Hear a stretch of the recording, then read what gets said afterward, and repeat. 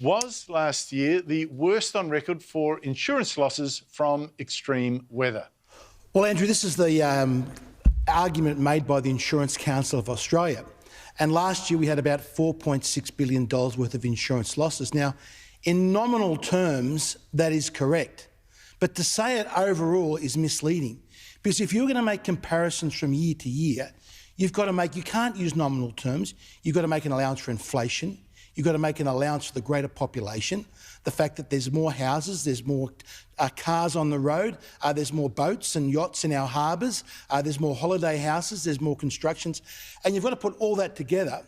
And when you calculate that, and that's actually been done by a group of researchers at Macquarie University, peer-reviewed research published early last year, when you look at that, this current season, which is claimed to be our worst, actually only comes in about 7th or 8th over the last 55 years. So the claims that are being made, Andrew, are just completely untrue. And the fact is, when you actually look at that research that these are being done by Macquarie University, over the last 55 years, there has been no trend. So every time we hear from these global warming alarmists, things are getting worse, insurance losses are increasing, it is simply untrue. And of course, when you have a look at some of the weather, the extreme weather they're talking about, I haven't seen a growth in trends to drought. Right. We actually had an expert last year, Professor Andy Pittman, admit there was no direct link between climate change and drought. Right.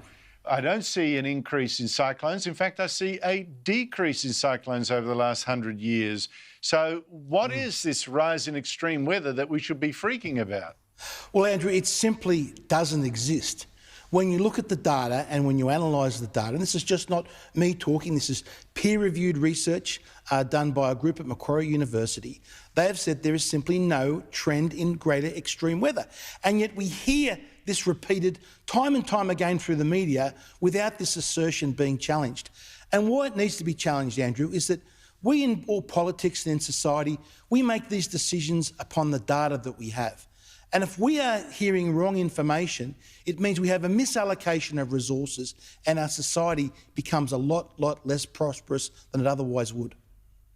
Now, Craig, last time you were on the show talking about things that might be exaggerated and bad data, I put a question to you that you answered very carefully, but I got the drift.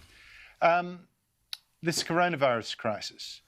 Now, I think that a lot of the overreaction, now a lot of good things were done by the government. People keep misrepresenting me. A lot of good things were done. A lot of the bans were good. But there was an overreaction, and that was based, in my view, on bad modelling, that 50,000 to 150,000 Australians would die. That's clearly not true. And in response, the government bought or arranged to have 7,500 ventilators, of which about 20 are being used. We have got roomfuls across the country of these ventilators that'll never be used, and also hundreds and hundreds, if not thousands, of empty ICU beds as well. Do you believe that there has been an overreaction to the coronavirus panic? Well, Andrew, it all goes back to the data that you've got and why you need accurate data. And I think the decisions that the Prime Minister made on that first lot of data, I think first at the start he got it exactly right. And remember, the Prime Minister was under pressure from all the states and all the lovies. They wanted us to copy New Zealand. They wanted us to close down our construction industry. They wanted us to close down takeaway food mining and close everything down. But the Prime Minister stood up to those claims. Now, if he had have given way and followed New Zealand, we would have had another 2 million people unemployed and we would be hundreds of billions more in debt. Thankfully, the Prime Minister didn't do that. Now, things have moved on. With the data coming through, Andrew, I think perhaps there are many things that we did, like you hear the examples in Victoria, which are completely overkill and nothing other than petty totalitarianism. We need to get those lifted as soon as we possibly can. And most importantly, we've got to get the kids back to school. There's no reason whatsoever. The health... No, we're destroying children's futures. Two ways now. We're not giving them the education they deserve and need and can safely get. Plus, of course, we're loading up this massive debt for them to repay because you and I, our generation, will never repay this. It'll be for the kids and the grandchildren and the great-grandchildren, I tell you what.